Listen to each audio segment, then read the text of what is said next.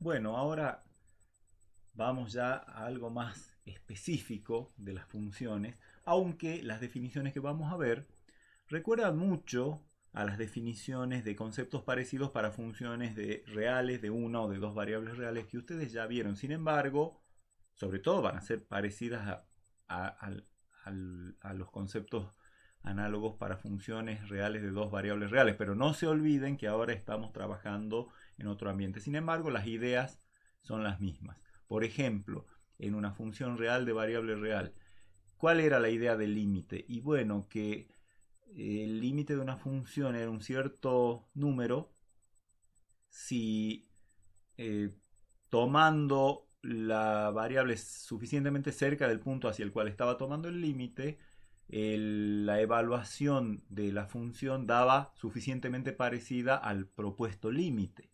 Eso de suficientemente parecida y suficientemente cerca eran dos conceptos que eran en realidad formalizados a través de las famosas epsilon y delta. Y de hecho, la definición que vamos a ver de límite en el caso de funciones complejas, que por supuesto, como siempre, es una idea muy prolífica la del límite, porque después nos lleva a la derivada y la derivada nos lleva a las integrales, esas nociones parecieran las mismas, nada más que están, no se olviden, en otro ambiente. Por ejemplo, en las funciones reales de variable real, los elementos, los entornos eran intervalos. Acá los entornos tienen otra forma. Así que las ideas son iguales, pero los, los conceptos tienen que ser adaptados al campo de los números complejos. ¿Cómo hacemos eso?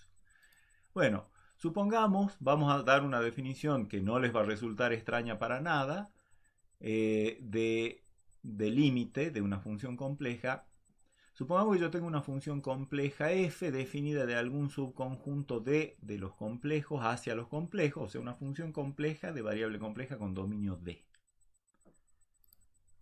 Un elemento z0, número complejo, que sea un punto de acumulación de d. Recuerden la problemática de que un punto de acumulación puede o no estar en D. Un punto de acumulación de D puede o no estar en D. Bueno, acá para poder definir bien límite, ni siquiera necesitamos que Z0 esté en D. Necesitamos que sea un punto de acumulación, porque la idea es qué valores toma la función en cercanías de Z0. Esa va a terminar siendo la idea. Y supongamos que L es un número complejo cualquiera. Digamos que si uno quiere hacerse la imagen, tiene el plano Z con el conjunto, con el dominio D en celeste, el Z0 marcado de rojo ahí,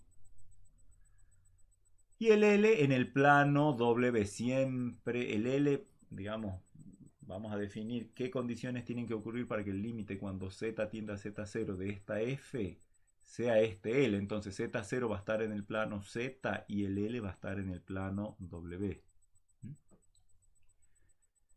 ¿Qué va a querer decir que el límite cuando Z tienda a Z0 de f de z sea L? Eso va a ocurrir si la idea es, basta tomar Z suficientemente cerca de Z0 y que la función evaluada en ese Z esté cerca de L. Esas cercanías, como decía hace un rato, se miden a través de formas más precisas.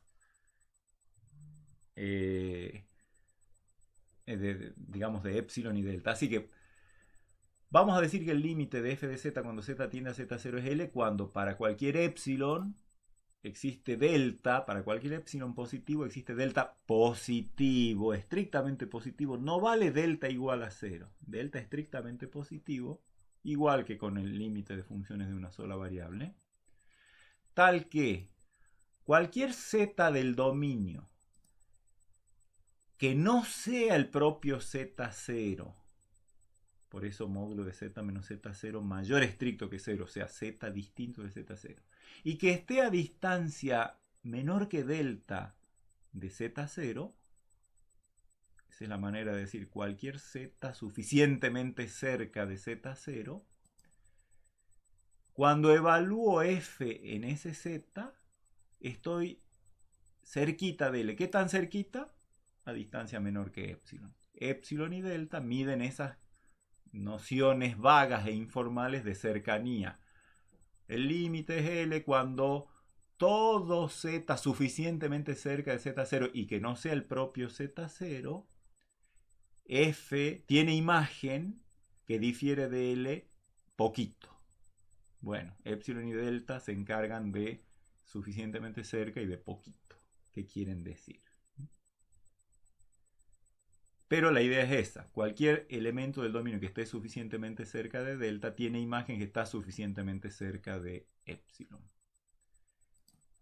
O sea, miren cómo sería, digamos, esto más en detalle. Y si es cierto que el límite de f es L, quiere decir que si yo tomo un entorno alrededor de L, soy capaz de conseguir un entorno alrededor de Z0 tal que toda la parte del dominio que esté dentro de ese entorno, transformada por F, cae cerca de L. ¿Qué tan cerca? A distancia menor que epsilon, por lo tanto en el entorno del radio epsilon alrededor de L. No, creo que esta es la mejor y única, digamos, representación gráfica que podemos tener del límite. No es como en el caso de las funciones de una sola variable, en la que en un solo par de ejes teníamos las dos variables, la dependiente y la independiente. Acá lamentablemente tenemos un plano para la dependiente y un plano para la independiente, así que si yo quiero demostrar que el límite de esta función f es L, tiene que ser posible para mí que, dado cualquier epsilon, y como epsilon mide cercanía a L, voy a pensar en el entorno de radio epsilon alrededor de L, cualquier epsilon admite que si yo tomo cualquier z a distancia menor que algún delta, que dependerá de epsilon obviamente, o sea, entonces pienso en un entorno de radio delta alrededor de z0, me fijo en los puntos de ese entorno que pertenezcan al dominio, los transformo y caigo dentro del entorno de radio epsilon alrededor de L. Típicamente, cuanto más chiquito sea el epsilon, más chiquito va a tener que ser el delta, igual que en los casos que ya conocemos. Pero por favor, conserven esta imagen porque es más o menos la explicación de qué quiere decir que el límite de f sea L. Un par de observaciones. Como les dije hace un rato, se requiere que Z0 sea un punto de acumulación, pero puede no ser Z0 un punto del dominio. Que sí sea un punto de acumulación del dominio, pero no necesariamente que esté en el dominio.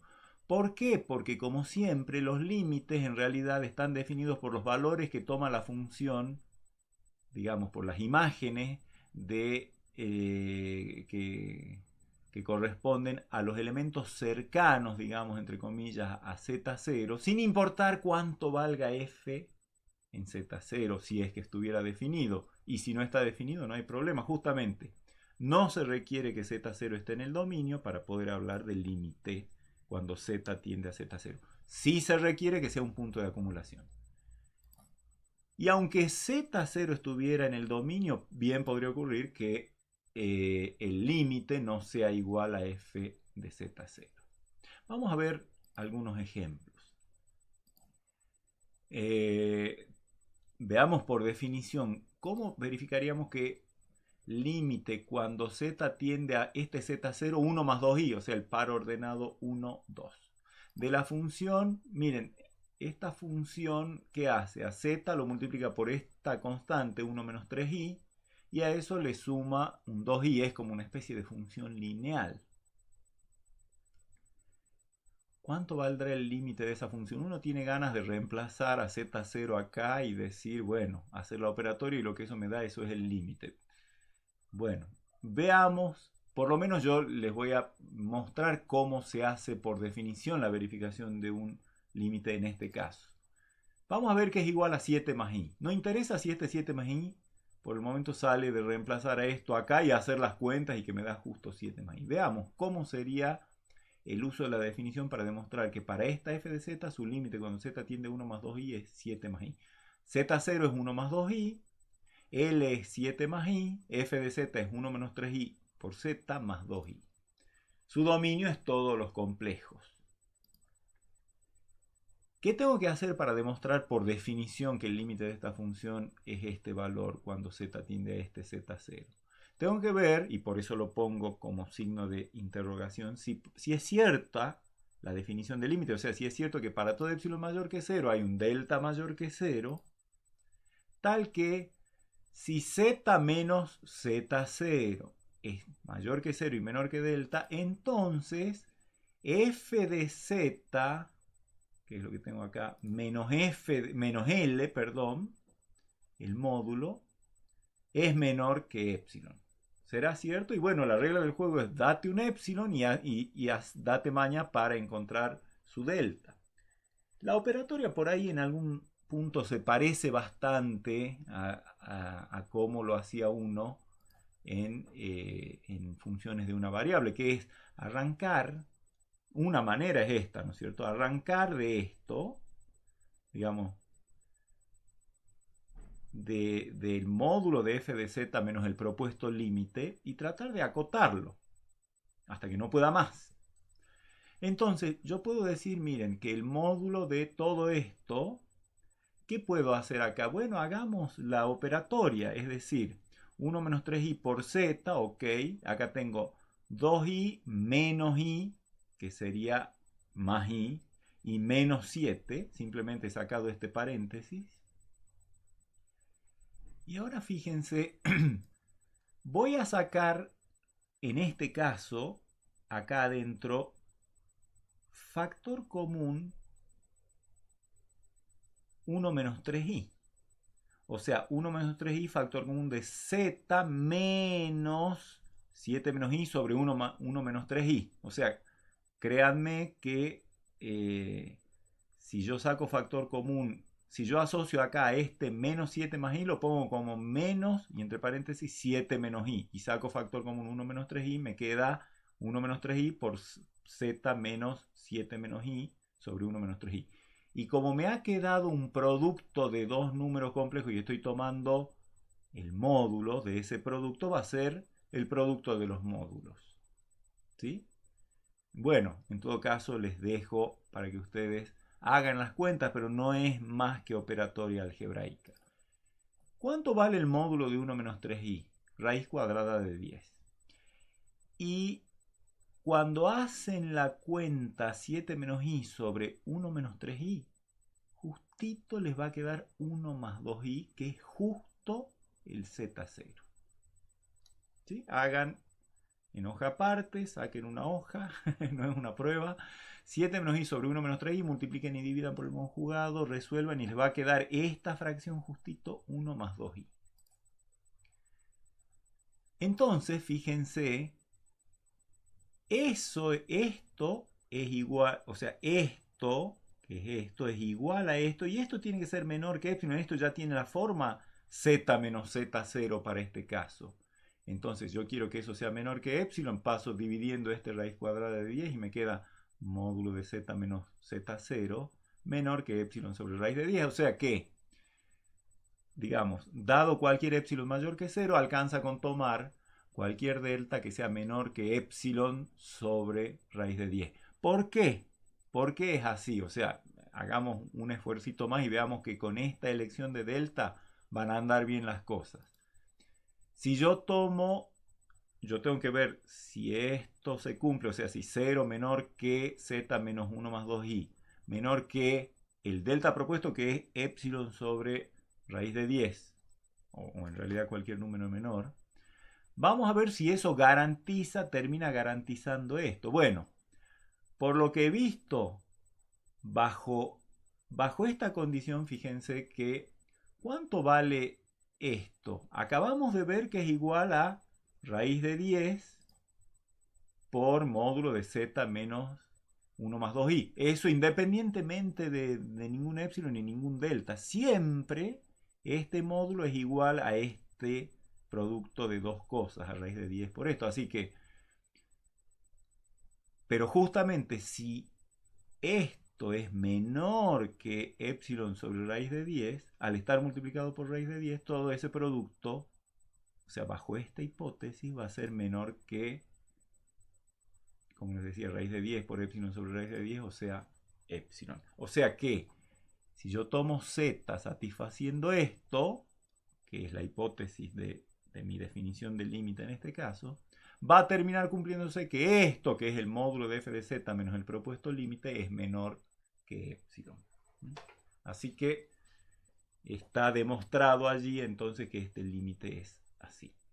Dado epsilon mayor que 0, tome epsilon sobre raíz de 10 o cualquier número más chico.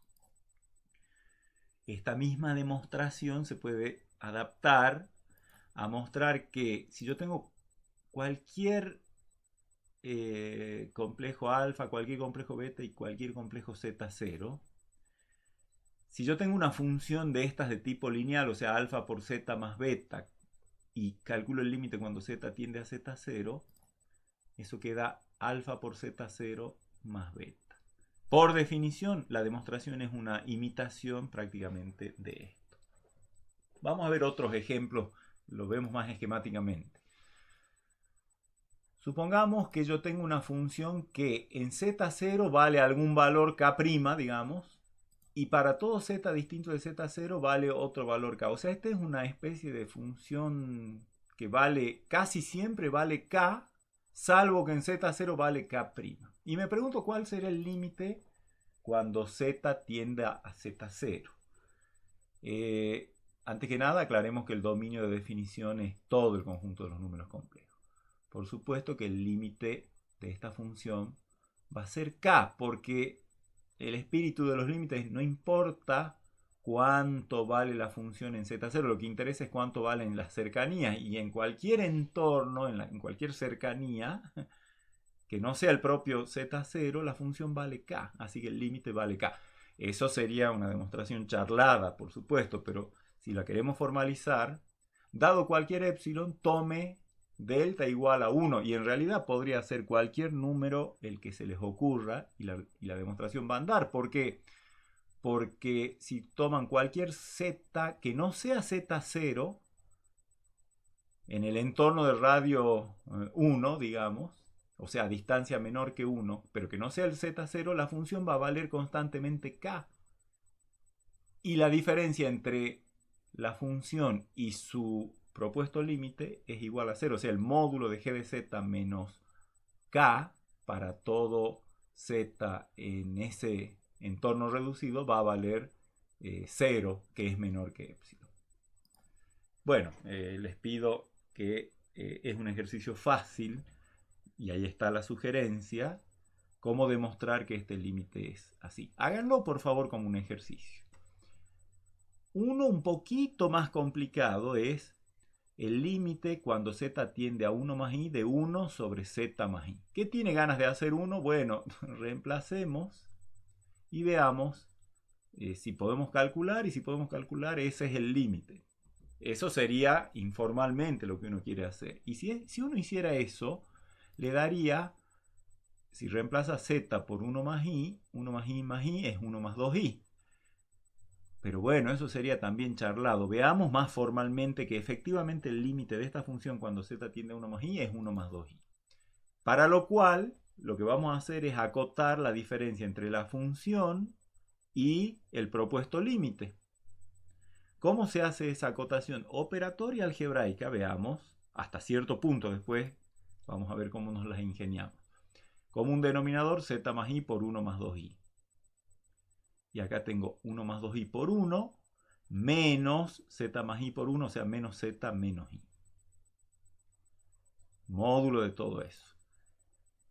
Ahora, acá tengo el módulo de lo que está arriba, que sería 1 más 2i menos z menos i. Eso va a dar 2i menos i es i. El 1 lo conservo. Y menos z. Fíjense, eso es lo que tengo acá.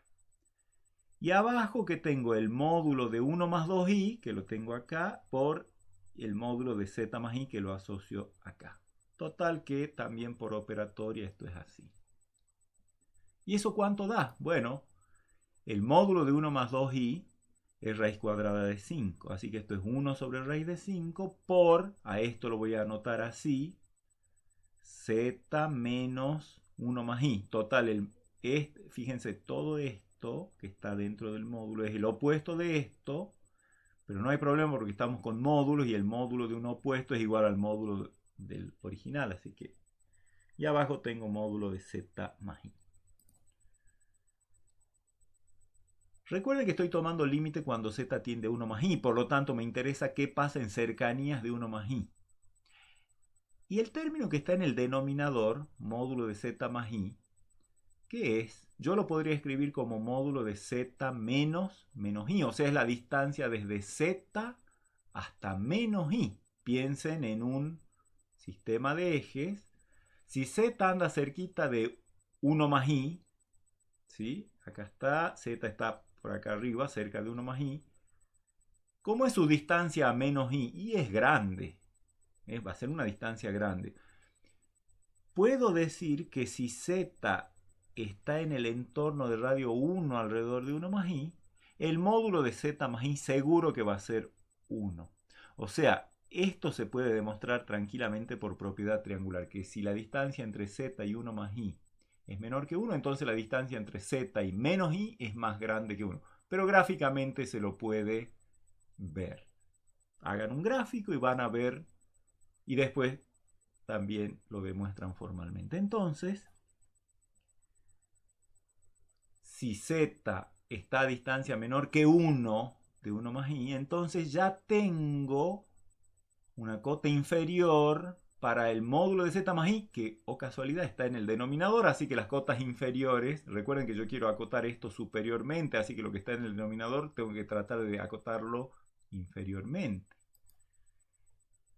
Entonces, bajo esa consigna, si yo tomo cualquier z a distancia menor que 1 de 1 más i, este número va a ser mayor que 1 y por lo tanto todo este número va a ser menor que, bueno, a esto lo dejo como está, a esto lo dejo como está, y esto al ser mayor que 1, al estar abajo, todo esto va a ser menor que, bueno, el 1, digamos, que 1 sobre 1, así que en definitiva tengo que se me cumple esta desigualdad, ¿sí? Porque lo que está abajo es más grande que 1, por lo tanto, todo este número dividido a algo más grande que 1 va a ser más chico que el número antes de dividirlo por esa cosa mayor que 1. Y por lo tanto, ¿cómo uso esto? Esto es como una especie de condición que yo mismo me impuse, pero para poder controlar la variación de esta cosa que estaba en el denominador. Así que miren, dado epsilon mayor que 0, tomo cualquier delta que sea menor que el más chiquito entre 1 y, fíjense que si yo esto ya quiero que sea menor que epsilon, y acá tengo ya, fíjense, z menos z0, acá tengo una expresión del estilo z menos z0, así que si quiero que esto sea menor que epsilon, alcanza con pedir que esto sea menor que raíz de 5 por epsilon. ¿Y por qué aparece el 1? Porque era como una especie de condicionante para tener controlado el valor de este módulo que aparecía en el denominador. Entonces, si yo tomo, dado epsilon positivo, a ese epsilon multiplico por raíz de 5, eso me da un número. Lo comparo con 1 y de esos dos tomo el más chiquito. ¿Cómo sé que me sirve? Si yo tomo cualquier z, bueno, mayor que 0 y menor que este delta, bueno, digamos z menos z0, el módulo menor que este delta, quiere decir que este módulo es menor que 1, por lo tanto quiere decir que se satisface que z está en el entorno de radio 1 alrededor de 1 más i, y por lo tanto este número es menor que este. ¿De acuerdo? Pero como esto también es menor que delta y delta es menor que raíz de 5, acá tengo como una especie de, esto está acotado por epsilon raíz de 5. Y acá está dividido por raíz de 5, así que en definitiva es menor que epsilon. Y por lo tanto, ahí tengo un buen delta para demostrar que si z menos z0 en módulo es menor que ese delta, entonces el módulo de f de z menos L, menos el propuesto límite, efectivamente es menor que epsilon, y eso demuestra que ese es el límite. Ahora nos vamos a dedicar a ver propiedades, muchas de las cuales les van a parecer más o menos conocidas. La primera de ellas nos da una condición equivalente de lo que quiere decir que un número L sea el límite de una función, pero en términos de entorno, en vez de epsilon y de delta, en términos de entornos alrededor de z0 y de L. Si yo tengo una función de variable compleja con dominio D, un z0 punto de acumulación de D y L un número complejo, se va a cumplir que el límite de la función cuando z tiende a z0 es L sí, solo sí. Para cualquier epsilon, casi es lo que veíamos en el gráfico de hace un rato, ¿no? Para cualquier epsilon existe un delta positivo, tal que si yo tomo el entorno de radio delta, el entorno reducido de radio delta alrededor de z0, y miro la parte de ese entorno que está en D, o sea, los números del dominio dentro de ese entorno, y transformo por F, la imagen es un subconjunto del entorno de radio epsilon alrededor de L. ¿Por qué es eso? Porque recuerden que la definición del límite es que para todo epsilon existe delta tal que si uno toma cualquier z en D a distancia mayor que 0 y menor que delta de z0, entonces el módulo de f de z menos L es menor que epsilon. El hecho de que z esté en D y z esté a distancia de z0 mayor que 0 y menor que delta es exactamente lo mismo que pedir que z esté en el entorno reducido de radio delta de z0 y en D, obviamente, ¿no? Z está en D, Z está en D intersección a alguien. Y si la distancia de Z a Z0 es mayor que 0 y menor que delta, es porque Z está en el entorno reducido de radio delta alrededor de Z0. O sea, estas dos cosas son equivalentes. Y el hecho de la otra parte de la definición del límite, que es que implica módulo de f de z menos L menor que epsilon, es exactamente lo mismo que decir que f de z está en el entorno de radio epsilon alrededor de L. Piensen en el dibujito de hace un rato. Así que la definición del límite, que dice que para todo epsilon, o sea, la definición de lo que quiere decir que el límite de f de z, cuando z tiende a z0, sea L, era que para todo epsilon existe delta tal que para todo z en D que esté a distancia de z0 menor que delta y no sea el propio z0, implica que el módulo de f de z menos L es menor que epsilon. O sea, esta es la definición del límite. Lo que quiere decir esto. Eso es equivalente a, vamos a reemplazar todo esto por su equivalente, que es lo que tenemos acá, que para todo epsilon existe delta tal que para todo z en este conjunto, o sea, esto es equivalente a esto, así que en cuenta de esto voy a poner su equivalente, implica que el equivalente de esto es que f de z está en el entorno de radio epsilon alrededor de L. Eso quiere decir, para todo epsilon existe delta tal que si yo tomo un z en este conjunto, su transformado está en este conjunto. Eso quiere decir que f de todo este conjunto está contenido o cae dentro de este conjunto. ¿Sí? Para todo epsilon mayor que 0 existe delta mayor que 0. Bueno, eso es lo que lo arrastramos. Y el hecho de que cualquier zk, su transformado, caiga acá, quiere decir que la imagen de este conjunto cae incluida dentro de este otro conjunto. Y ahí tengo la equivalencia. ¿Sí? Me gusta mucho esta definición a mí porque dice, o sea, este equivalente a la definición del límite dice, para verificar que el límite de una función es L, hay que ver si, fijado un entorno alrededor de L, yo soy capaz de encontrar un entorno alrededor de Z0, tal que todos los Z del dominio que estén en ese entorno reducido caen dentro del entorno de radio epsilon alrededor de L. ¿Sí?